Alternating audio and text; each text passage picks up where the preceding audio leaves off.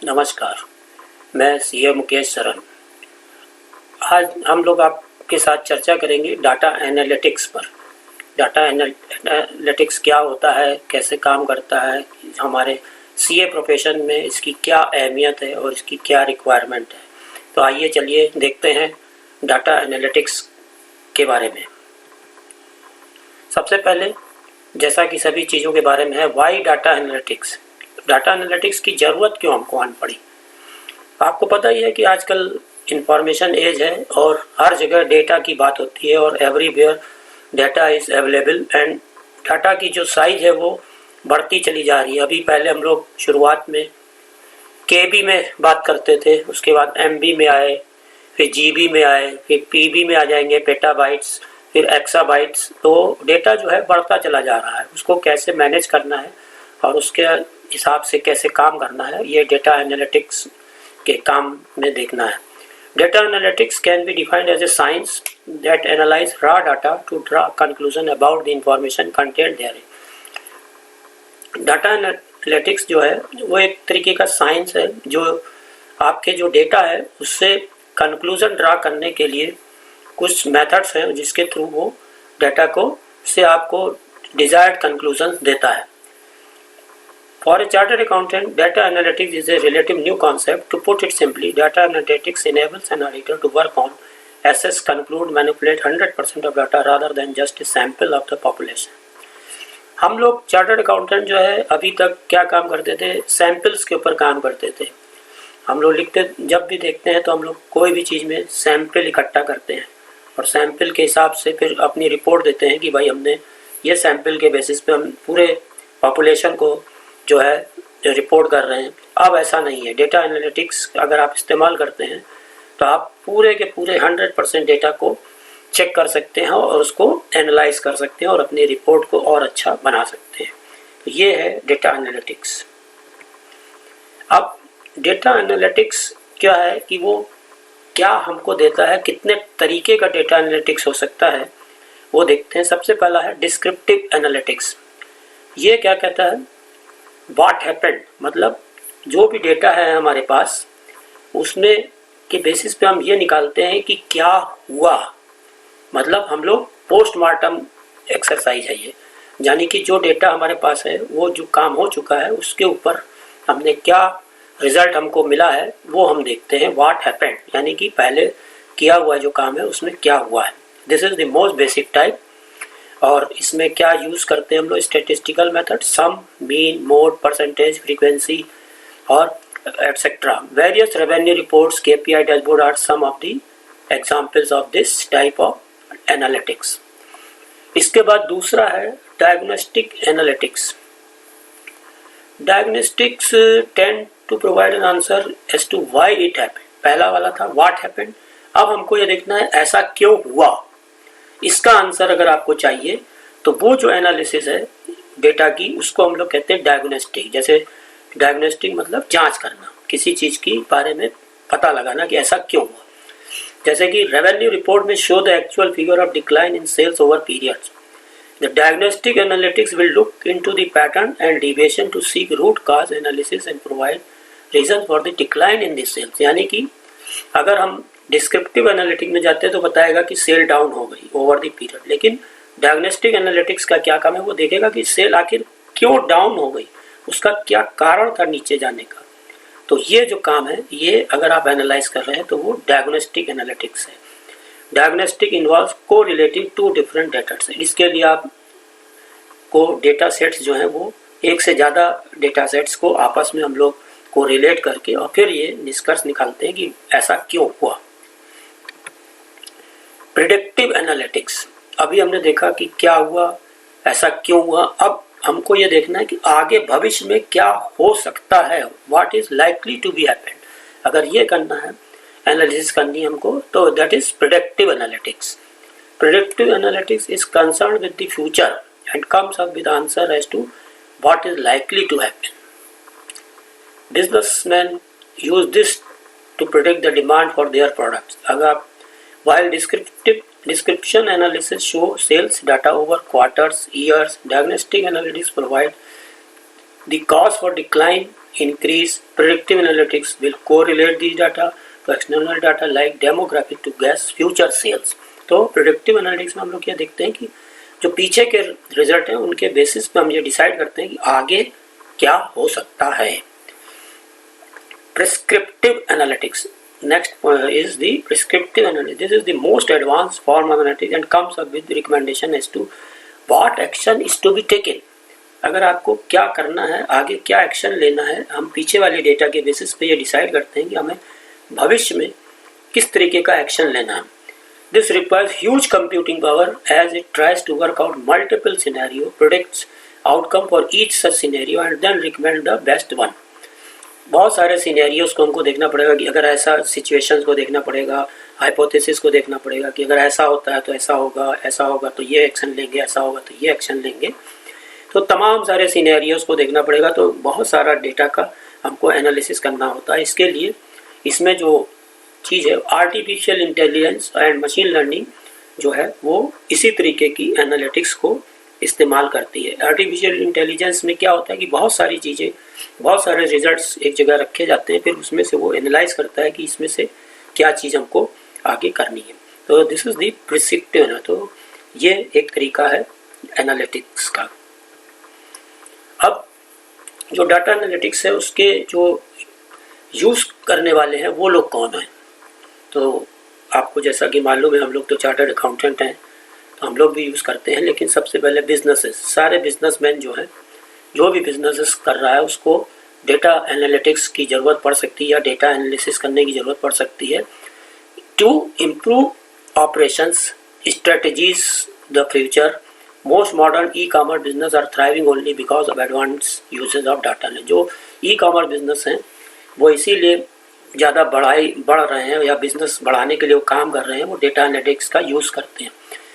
जैसे कि नेटफ्लिक्स क्या करता है, व्यूअरशिप डेटा को जो है एनालाइज करता है और फिर आपको बताता है कि किस तरीके का शो आपके पसंद का है, कि the show you are likely to be interested in. More than that it can use this large data to create it own content and direct it to the target audience, virtually guaranteeing success. तो इस तरीके से वो data को इकट्ठा करता है, फिर आपकी पसंद को उसी में देखता है कि आप कौन सी चीज़ ज़्यादा इस्तेमाल कर रहे हैं या कौन सा शो ज़्यादा देख रहे हैं, फिर आपको उसी पसंद के हिसाब से आगे रिकमेंड करता है कि आपके लिए ये शो अच्छे हैं. इसी तरीके से सरकार, governments are using data analytics to predict major problems and take preemptive action before they turn into crisis. जैसे कि डेटा का अभी आपने देखा लास्ट पीछे हमारे बहुत बड़ा जो है एक कोविड करके एक एपिडेमिक आया था, उसमें कितना ज़्यादा प्रॉब्लम हुई लोगों को. तो डेटा को काफ़ी एनालाइज किया गया और आगे जो है उसी डेटा को एनालाइज करके देखा जा रहा कि अगर आगे भविष्य में कोई भी तरीके का वायरस फिर से आता है या क्या आता है तो उसके लिए हम लोग पहले से तैयारी करके रखें, तो जिससे कि कोई फिर से क्राइसिस जो है क्रिएट ना होने पाए. The areas where they are being put to use are natural calamities, defence, internal security, health care etcetera. तो गवर्नमेंट किन किन एरिया में डेटा एनालिटिक्स का इस्तेमाल करती है, नेचुरल कैलामिटीज़ में, डिफेंस में, इंटरनल सिक्योरिटी में, हेल्थ केयर एट्सेट्रा. इसमें एग्जांपल है कि government of Indonesia uses sensors and public complaints to protect flood prone areas and expedite response. Indonesia जो है फ्लड प्रोन एरिया है, तो वहाँ पर गवर्नमेंट जो है कंप्लेंट्स को देखती रहती है और उसके हिसाब से देखती है कि किस एरिया में ज़्यादा दिक्कत आने वाली है, तो पहले से वो तैयारी करके रखते हैं. Various scientific disciplines. Use of data analytics in scientific research cannot be overemphasized. Scientific research में डेटा का एनालिटिक्स को नकारा नहीं जा सकता, वहाँ बहुत ही ज़्यादा यूज़ होता है.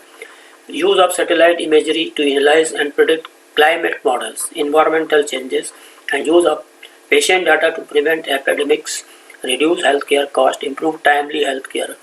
जैसे कि आपने देखा पीछे ही चांद के ऊपर हमारा जो मिशन था वो कैसे सफल हुआ. तमाम डाटा पिछले जो हमारी चांद के ऊपर गया था यान, उससे डेटा इकट्ठा किया गया, उसको एनालाइज किया गया कि कहाँ पे हमने गलती करी थी, उस गलती को सुधार करके और अब की बार सफलतापूर्वक चांद के ऊपर जो है हम लोगों ने अपना सॉफ्ट लैंडिंग करवाई. तो ये साइंटिफिक रिसर्च में तो डेटा का एनालिसिस का बहुत ही ज़्यादा यूज़ है. Tax department World over, tax authorities are collecting more data, sharing data among various other government departments, and are using this big data to increase tax revenue, enforce compliance and bring tax transparency in tax administration. Tax department, जैसा कि आप लोग हम लोग CA हैं, सभी जानते हैं कि टैक्स अथॉरिटीज आजकल कितना डेटा को एनालाइज करती हैं और उसके हिसाब से सारे काम को अंजाम दे रही हैं। जैसे कि जीएसटी डिपार्टमेंट जो है, पूरा नेटवर्क उसके पास है और उसके पास हर एक एसएससी की पूरी जो है डिटेल्स है, और उसके लिए उसने जो है कोरिलेट कर रखा है अपने आप को इनकम टैक्स और कस्टम्स से, और वहाँ से भी ये डेटा, ये तीनों डिपार्टमेंट आपस में मिल करके डेटा शेयरिंग कर रहे हैं और उसके हिसाब से अपने को इक्विप कर रहे हैं। The income tax department has started project insight and a dedicated center called the Income Tax Transaction Analysis Center. This center uses data analytics in improving tax administration.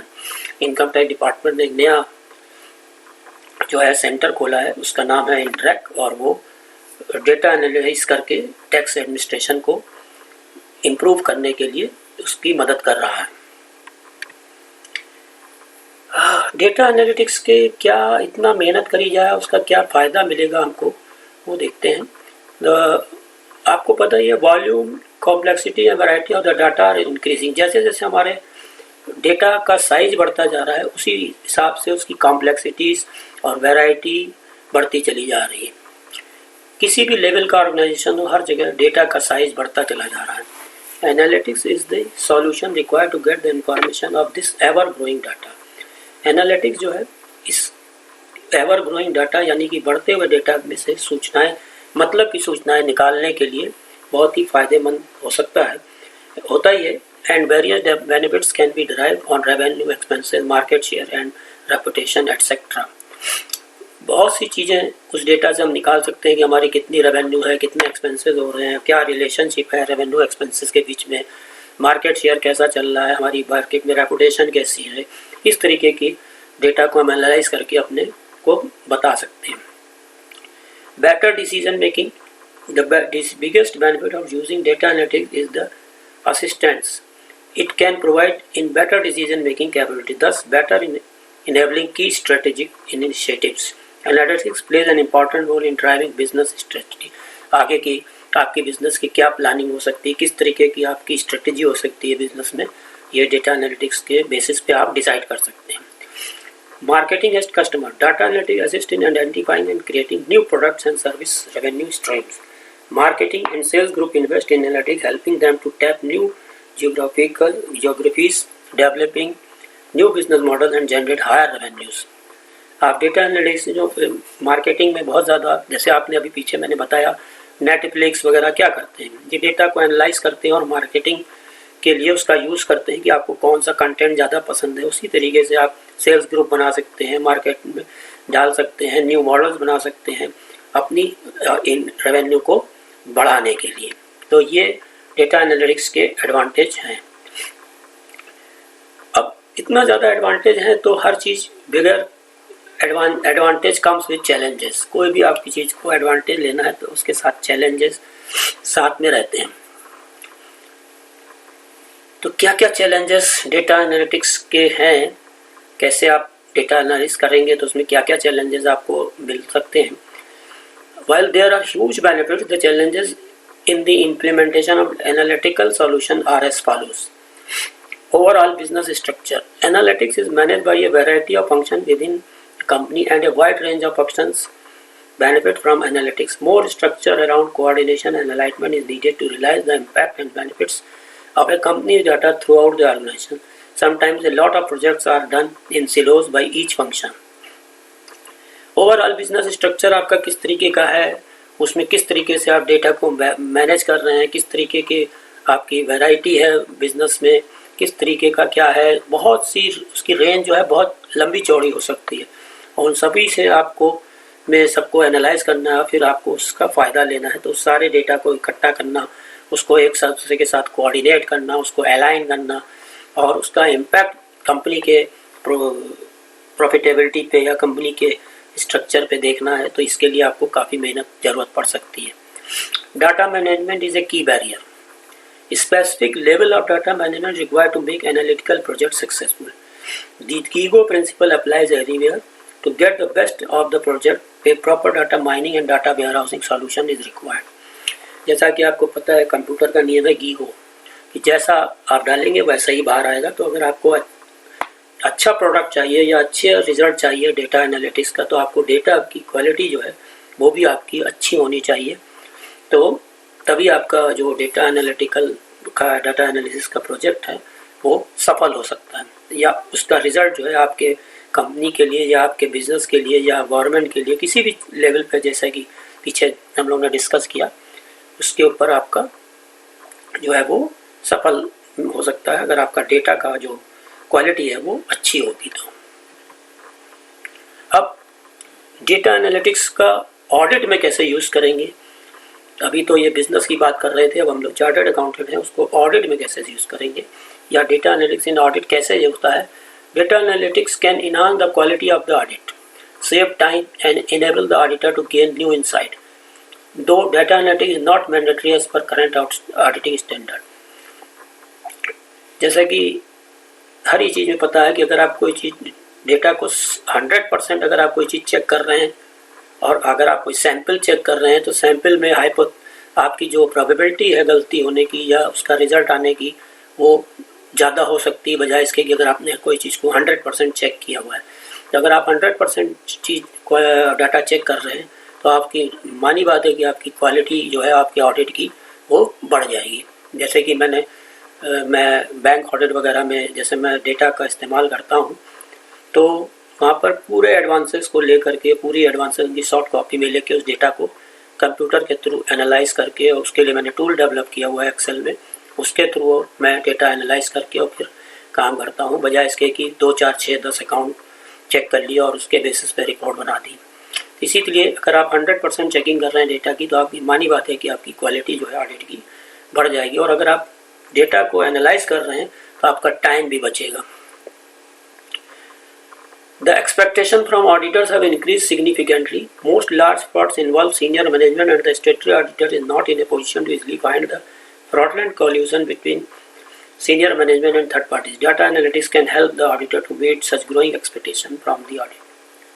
जैसा कि गवर्नमेंट की तरफ से भी और हमारे इंस्टीट्यूट की तरफ से भी और पब्लिक की तरफ से भी ऑडिटर्स के लिए एक रिस्पॉन्सिबिलिटी बढ़ती चली जा रही है धीरे धीरे वेरियस एक्ट्स के थ्रू या और के थ्रू, और हमारे से ज़्यादा ये उम्मीद की जाती है कि हम लोग जो काम करके देंगे वो बहुत ही रिलायबल रिजल्ट्स होंगे और उसके ऊपर गवर्नमेंट भी और पब्लिक भी और कंपनी भी जो है रिलाई करती है। और अक्सर ये देखा गया है कि जो बड़े बड़े फ्रॉड हैं उनमें सीनियर मैनेजमेंट जो है वो इन्वॉल्व रहता है।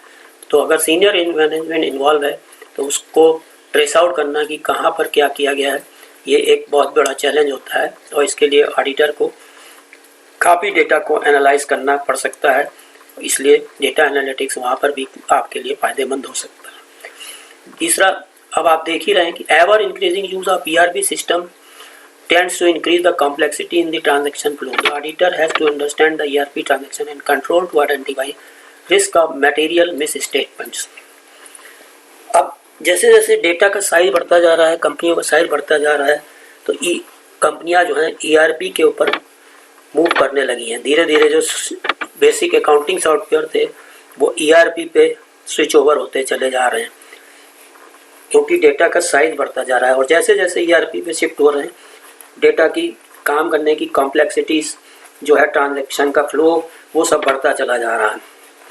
तो और इसीलिए जैसे जैसे वो बढ़ रहा है तो उसके साथ साथ रिस्क ऑफ कंट्रोल्स भी बढ़ते चले जा रहे हैं और मटेरियल मिस स्टेटमेंट भी हो सकता है। इन सब को देखने के लिए ऑडिटर के पास डेटा एनालिटिक्स की ज़रूरत पड़ सकती है। Data analytics enable the auditor to analyse the complete data set 100% of the transaction in period. जैसा कि आपको पता ही, मैंने बार बार बोल रहा हूँ कि आप डेटा एनालिटिक्स का यूज़ करके 100% डेटा की जांच कर सकते हैं, उसके चेक कर सकते हैं इन ए गिवन फ्रेम ऑफ टाइम। अगर आपके पास टाइम कम है और आपको 100% डेटा को चेक करना है, तो इसके अलावा कोई और आपके पास रास्ता नहीं है कि आप डेटा एनालिटिक्स का या यूज़ करें। ठीक है, डेटा एनालिटिक्स कैसे करेंगे, इसके लिए कैट्स टूल्स आ गए हैं एडवांस डेटा एनालिटिक्स के लिए, तो आप उनका इस्तेमाल कर सकते हैं। Computer assisted audit techniques are used by auditor to query the data and find patterns और एनोमलीज इन इट। आप कैट का यूज़ कर सकते हैं, जैसे कि आइडिया है और भी सॉफ्टवेयर्स हैं, तो उनका यूज़ करके आप डेटा के अंदर उसका पैटर्न देख सकते हैं कि ऊपर जा रहा है नीचे जा रहा है, उसमें क्या गलती है या क्या भिन्नता है या कहाँ पर मिसमैचिंग हो रही है या कहाँ पर गलत हो रहा है, तो वो आप चेक कर सकते हैं। Data analytics goes much beyond cats. जो डेटा एनालिटिक्स है वो कैट्स के द्वारा जो रिजल्ट आपको मिल रहे हैं उससे और भी आगे जाने की बात करता है। Data analytics can harness into the organisation semi structure and unstructured data as well, which is often much bigger than the structured data of financial accounting system। आपका जो डेटा है वो सेमी स्ट्रक्चर हो सकता है, अनस्ट्रक्चर हो सकता है, और उसको जो है डेटा एनालिटिक्स टूल्स जो हैं वो एनालाइज करने के लिए सक्षम होते हैं, उससे वो कर सकते हैं, जबकि कैट वगैरह में इस तरीके का नहीं होता। Data analytics enable the auditor to make more effective use of visualisation techniques for meeting the audit. Data analytics tool जो है वो ज़्यादा फोकस करता है, बजाय इसके कि आपको रॉ डाटा दिखाए या डेटा को फिगर्स में दिखाए या कुछ दिखाए, उसकी बजाय वो विजुअलाइजेशन टेक्निक्स के ऊपर ज़्यादा जो है फोकस होता है। और उसमें हम लोग जो है डेटा को विजुअल तरीके से एक विजुअल्स के थ्रू जो है सामने रखते हैं, विजुअल्स के थ्रू आपको दिखाते हैं कि कैसे क्या हो सकता है, और उसके थ्रू ऑडिट ऑब्जेक्टिव्स को मीट आउट किया जाता है। तो कैट्स वगैरह में विजुअल्स कम होते हैं, वहाँ पे डेटा को मैनिपुलेट किया जाता है, ट्रांसफॉर्म किया जाता है, लेकिन जो डेटा एनालिटिक्स टूल्स हैं उसमें आपको विजुअलाइजेशन टेक्निक्स का ज़्यादा से ज़्यादा इस्तेमाल होता है। तो अब डेटा एनालिसिस के ऊपर काफ़ी बातचीत हो चुकी है, अब हमको ये देखना है कि उनको कैसे करेंगे, उसके लिए हमारे पास टूल क्या क्या है। तो data analysis tools refer to the software which enable the process of data analysis. Data analysis tools भी एक तरीके का सॉफ्टवेयर है जो हमको डेटा एनालिसिस प्रोसेस को करने के लिए एक सुविधा प्रदान करता है। Broadly this tool can be classified as under spreadsheets, जैसे कि आपको पता ही है एक्सेल वगैरह जो है वो भी एक डेटा एनालिसिस टूल है, लेकिन वो स्प्रेडशीट में आता है। Business intelligence, audit analytical tools, programming language, industry specific tools, ये 4-5 तरीके के टूल्स अवेलेबल हैं मार्केट में या डेटा एनालिसिस करने के लिए, लेकिन हम लोग यहाँ पर बात करेंगे आज खाली बिजनेस इंटेलिजेंस टूल्स की, इसीलिए मैंने उसको हाईलाइट किया है। मैं बात कर रहा हूँ बिजनेस इंटेलिजेंस टूल की, इसी को हम लोग डिस्कस करेंगे। बिजनेस इंटेलिजेंस क्या होता है? BI tools are used to collect data from various sources, this में बी स्ट्रक्चर्ड डाटा और अनस्ट्रक्चर्ड डाटा। द डाटा में include accounting record, image, emails etcetera. तो डाटा जो है स्ट्रक्चर भी हो सकता है, अनस्ट्रक्चर भी हो सकता है, यानी कि उसका कोई पैटर्न ना हो और आपने तरह तरीके से कर लिया, ईमेल को इकट्ठा कर लिया, इमेज को इकट्ठा कर लिया और वहाँ से आपने डेटा ले लिया। और अकाउंटिंग रिकॉर्ड है वो स्ट्रक्चर है, लेकिन इमेज और ईमेल वगैरह अनस्ट्रक्चर्ड है, उनको भी आप एनालाइज कर सकते हैं BI टूल्स के थ्रू। After collecting such a large amount of information from diverse sources, these tools permit running queries to find insights. इन टूल्स के अंदर आपको ये सुविधा प्रदान की गई है कि जब सारा डेटा आप इकट्ठा कर लें उसके बाद आप उसमें क्वेरी अपनी जो है वो रन कर सकते हैं और आप अपने हिसाब से जो है उसमें से रिजल्ट्स को निकाल सकते हैं। These tools also provide several methods to create reports, dashboards and other data visualization for a meaningful presentation of information।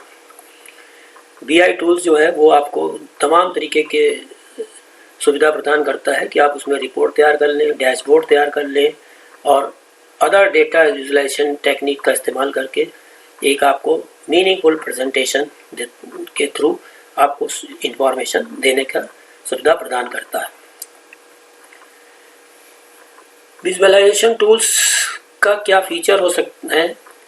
Following are the common feature of the data visualisation tools.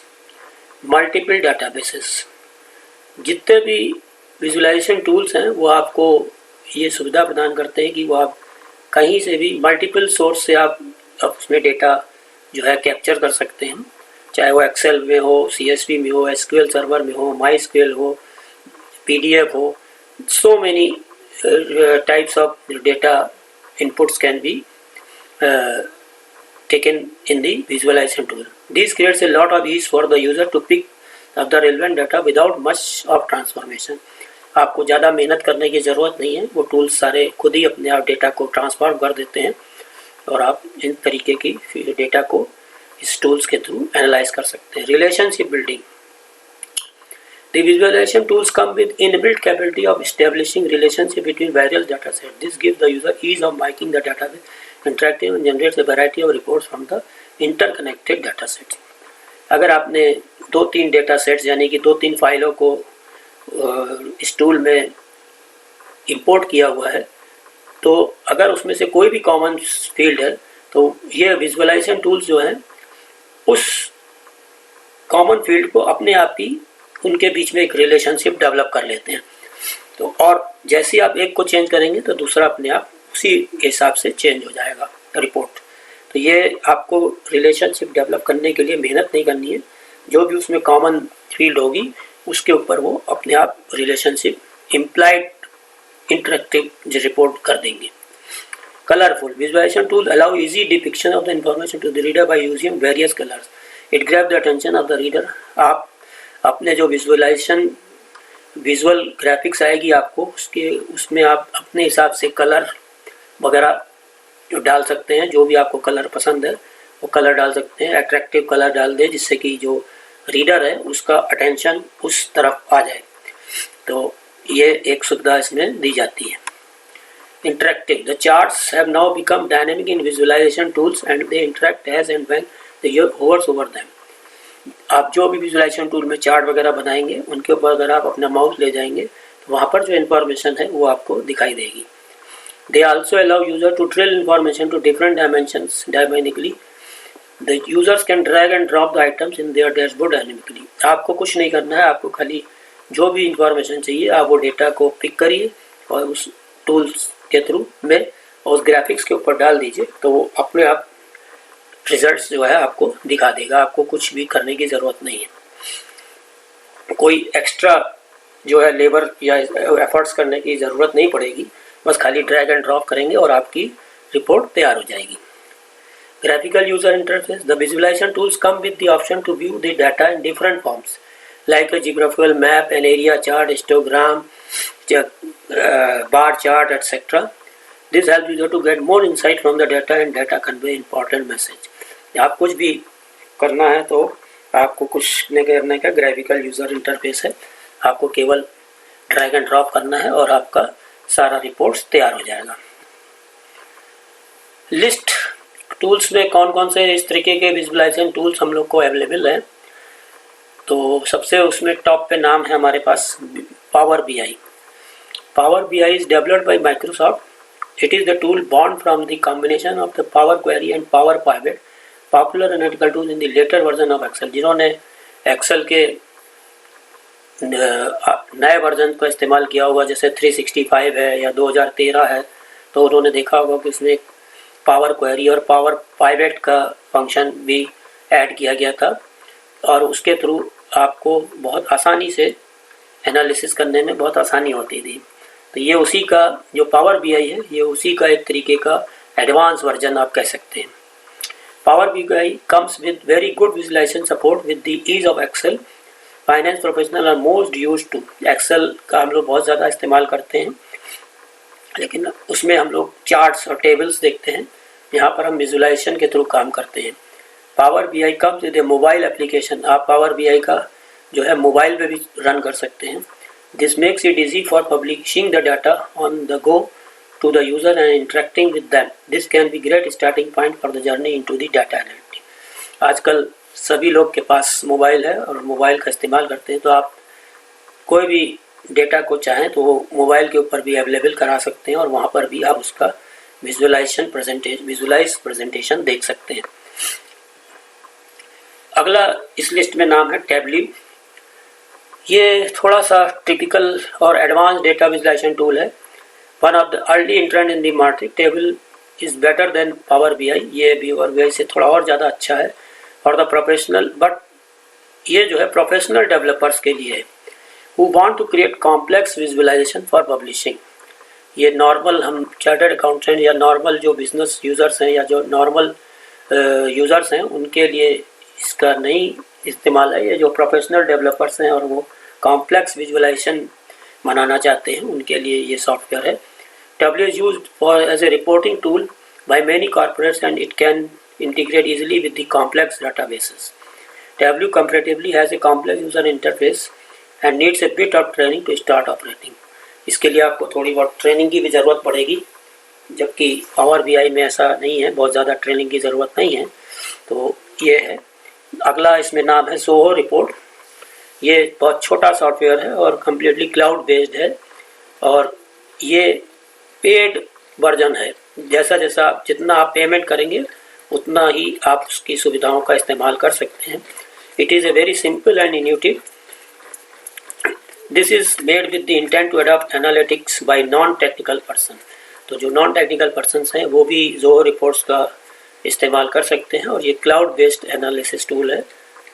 आपको अगर चाहिए तो इसको जैसा जैसा पेमेंट करेंगे वैसे वैसे आप उसकी सुविधाओं का इस्तेमाल कर सकते हैं। अब हम लोग बात करते हैं पावर BI की। Power BI is an evolution of the add-ins previously available in Excel. जैसे पहले बताया, PowerPoint, power query and power view. You can use power BI with और विदाउट एक्सेल। सबसे बड़ी खासियत ये है कि ये इसके लिए कोई लाइसेंस की ज़रूरत नहीं है। आप इसको एक्सेल के साथ या एक्सेल के बिना दोनों तरीके से यूज़ कर सकते हैं। You are no longer dependent on the version of Microsoft Office installed at your company. आपके Microsoft Office का कौन सा वर्जन आपके सिस्टम पर इंस्टॉल्ड है या कंपनी में चल रहा है उससे कोई मतलब नहीं है, आप इसका इस्तेमाल कर सकते हैं। People did not like to share report by using only SharePoint and Microsoft moved away from it. User wanted a mobile experience and the development team created a data analysis, wanted power, simplicity, new visualization and all of this now available in Power BI. जो भी आपको चीज़ चाहिए वो सभी सुविधाएं power BI में available हैं। ये एक टिपिकल स्क्रीन है पावर BI का जो प्रेजेंटेशन बनाया गया है। इसमें आप देख सकते हैं कि एक साथ कितनी सारी चीज़ें हैं। देखिए, ये एक चार्ट बना हुआ है, ये टोटल सेल्स बाय मंथ दिखा रहा है आपको। ये एक दूसरा चार्ट है, सेल्स बाय लोकेशन दिखा रहा है। ये तीसरा है कस्टमर GST रजिस्ट्रेशन टाइम। ये जो सेल हुई है उसमें कितने कस्टमर जो है हमारे, उनका GST का रजिस्ट्रेशन का टाइप कैसा है, रेगुलर है कि कैसा है, वो यहाँ पर दिख रहा है। इस सेल्स के ऊपर कितना हमने GST का टोटल कलेक्शन है वो दिख रहा है कि CGST कितना लिया है, SGST कितना है, IGST कितना है। और इन सेल्स में हमने जो गुड्स है उसके अलावा और क्या चीज़ सेल करी है, अदर कोई चार्जेस अगर हमने इस्तेमाल किए हैं तो वो कितने हैं वो यहाँ पर दिख रहे हैं। यहाँ पर देखिए दो स्लाइजर्स बने हुए हैं। स्लाइजर मतलब आपको दिखा रहे हैं कि किस किस स्टेट का है। अगर आप यहाँ पर आप प्लेस ऑफ सप्लाई के बेसिस पे स्लाइजर बने हुए हैं, आप इस्तेमाल कर सकते हैं कि अगर आपको कोई भी स्टेट का सेल देखना है तो आप उसको क्लिक करेंगे तो उसकी सेल आपको दिखेगी। इसी तरीके से यहाँ पर पीरियड है, ये टाइम डेट ऑफ सेल के ऊपर है। आपको एक क्वार्टर की देखनी है, दूसरे क्वार्टर की देखनी है तो आप इसको जिस भी क्वार्टर को या उसको सेलेक्ट करेंगे वो आपको यहाँ पे पूरा जो ये सारे डायग्राम्स हैं, ये सारे के सारे ग्राफ्स जो विजुअलाइजेशन है, ये सब उसी हिसाब से मॉडिफाई होते रहेंगे। अभी मैं आपको इसको प्रैक्टिकल भी दिखाऊंगा। ये स्क्रीनशॉट आपको दिखा रहा हूँ। अब आते हैं हम लोग टैली प्राइम और MS पावर BI को एक साथ कैसे हम लोग वर्क करेंगे उसके ऊपर थोड़ी चर्चा करेंगे। इसके लिए क्या करना है कि ये जो टैली प्राइम और पावर BI का हमने कॉम्बिनेशन किया है या इंटीग्रेशन किया है, उसके लिए मैंने क्या इस्तेमाल किया है। I have created an ODBC table with the help of TTL to get the desired data fields from tally data. Default ODBC tables can also be used for the purpose. मैंने जो डेटा चाहिए था उसको, चूँकि default ODBC tables के through वो data नहीं मिल रहा था, इसलिए एक TDL डिज़ाइन करी और उस TDL को टैली के अंदर ऐड कर दिया है और उस TDL के थ्रू हमको जो है वो डेटा ODBC टेबल में अवेलेबल हो रहा है. To get data from Tally in power BI connected this table via ODBC. Power BI और टैली को हमने ODBC के थ्रू कनेक्ट किया है.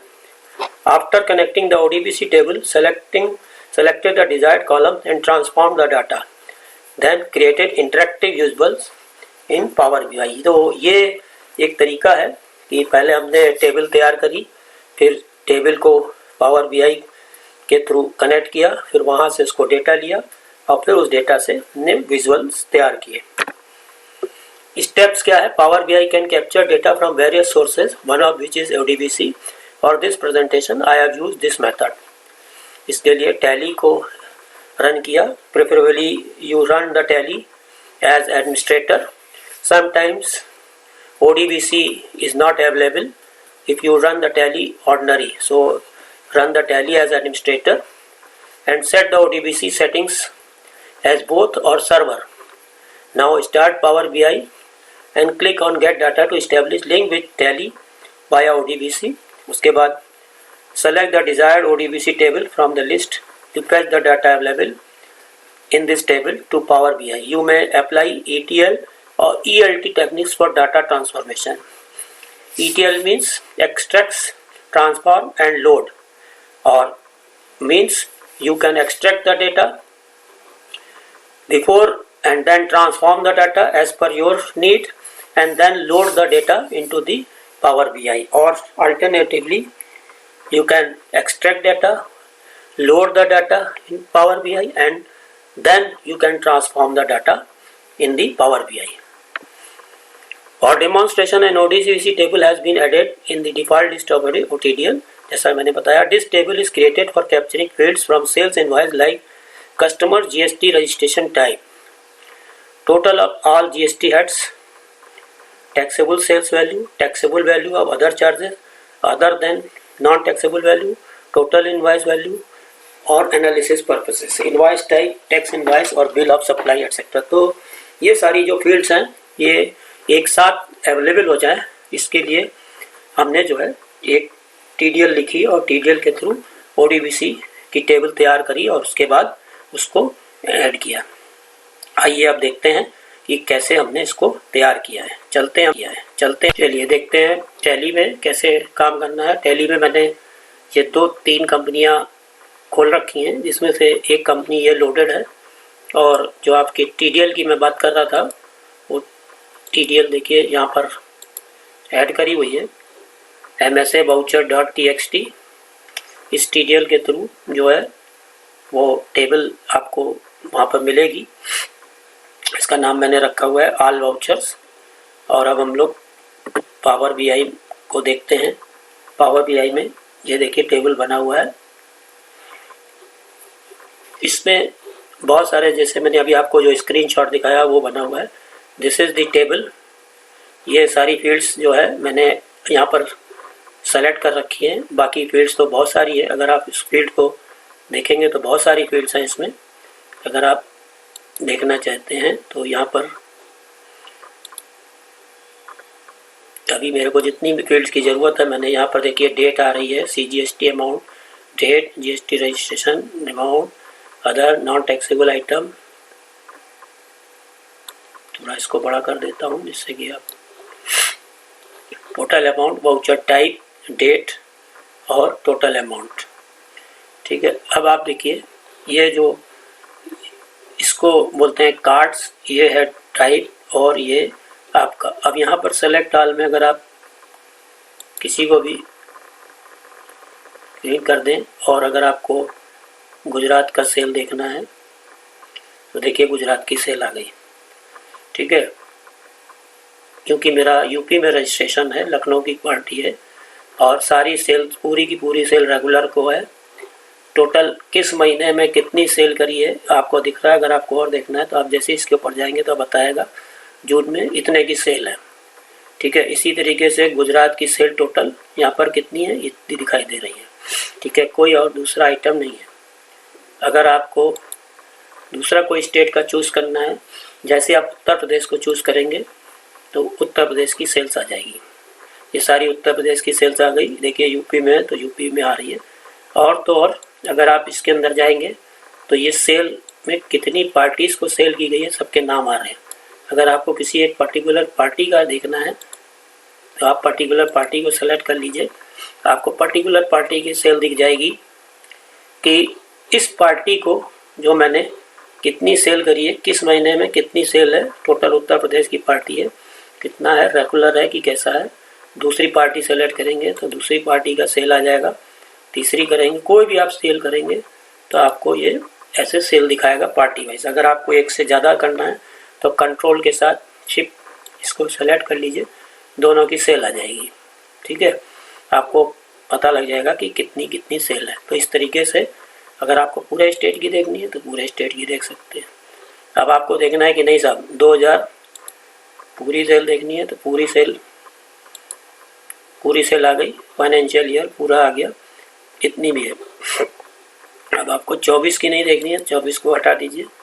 तो आपको केवल अप्रैल, मई, जून, जुलाई, अगस्त, सितंबर, अक्टूबर, नवंबर, दिसंबर की आ गई। अगर आपको 23 नहीं देखना है, खाली 24 में देखना है तो 2024 की सेल देखेंगे तो जनवरी फरवरी की सेल आ गई।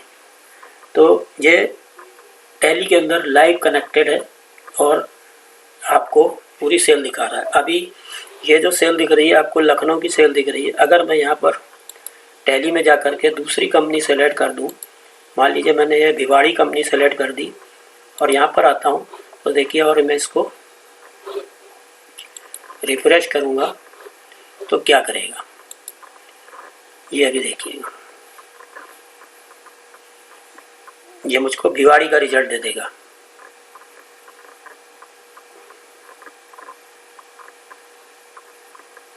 थोड़ा टाइम लेगा, डेटा के ऊपर वो करता है कि कितना डेटा आपका है। वेटिंग फॉर DSN टैली और DVC 9000।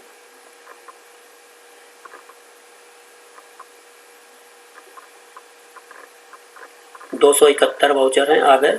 देखिए यहाँ पे भी रिफ्रेश कर रहा है, सारी चीज़ें चेंज हो गई देखिए। ठीक है, अब यहाँ पर जो मेरे पास है वो सेलेक्ट ऑल अगर कर दूँ मैं तो जो भिवाड़ी की वो है वो सारी आ गई। मैंने इसको भी सेलेक्ट कर दिया तो मेरे पास सारी हर महीने की सेल आ गई। देखिए जनवरी, फरवरी, अप्रैल, मई, जून, जुलाई सारी सेल आ गई। ठीक है, अनरजिस्टर्ड को अगर कोई सेल, एक कोई अनरजिस्टर्ड को सेल है, देखिए अगर अनरजिस्टर्ड की सेल देखनी है तो आप खाली अनरजिस्टर्ड को देख लीजिए तो एक अनरजिस्टर्ड की सेल दिख जाएगी। यहाँ पर कर रखी है, राजस्थान में एक सेल है वो यहाँ पर आ जाएगी, 1,000 रुपये का है। और यहाँ पर देखिए दिखाएगा 7,788 रुपये की जो है सेल की गई है अनरजिस्टर्ड को। ठीक है, तो इस तरीके से आपको अनरजिस्टर्ड की सेल भी यहाँ पर दिख जाएगी।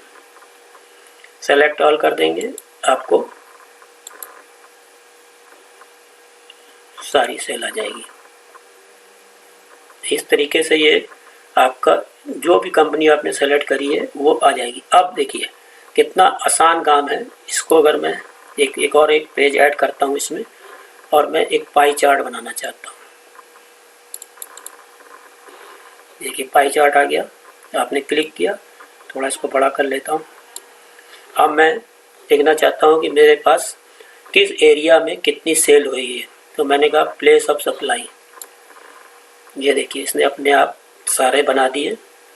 इसके बाद कहा सेल्स अमाउंट, ये देखिए सेल्स अमाउंट आ गया। अब इसको थोड़ा सा अच्छा कर लेते हैं। इसमें जो है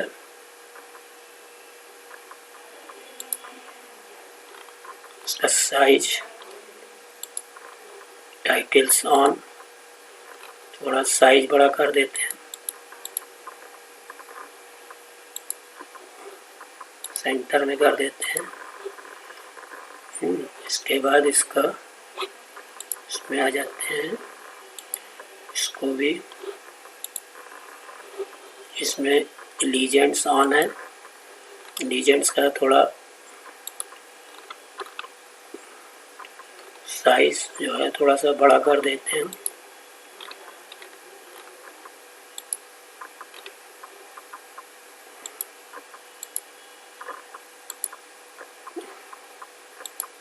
कलर चेंज कर देते हैं। तो देखिए कितना जल्दी से आपका ये बन गया, कुछ आपको करना नहीं पड़ा।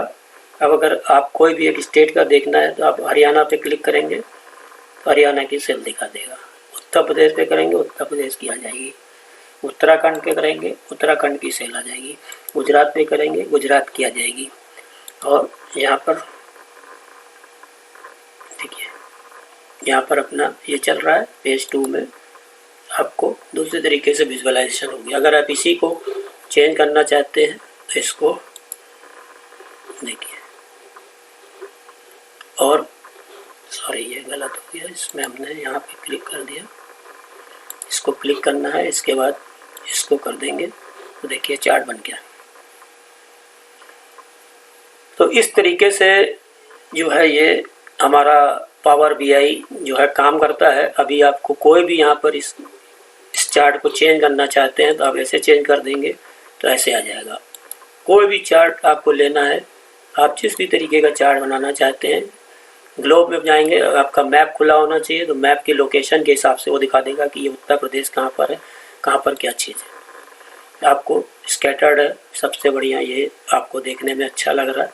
विजुअलाइजेशन में आप एक एक वैल्यू के कलर भी आप अपने हिसाब से, बहुत सारी चीज़ें इसमें अवेलेबल हैं जो कि आपको दिखा सकते हैं और इसमें काम कर सकते हैं। तो इस तरीके से जो ये विजुअलाइजेशन या पावर बीआई टूल है ये काम करता है। तो ये मेरे साथ इसको देखने के लिए बहुत बहुत धन्यवाद। नमस्कार।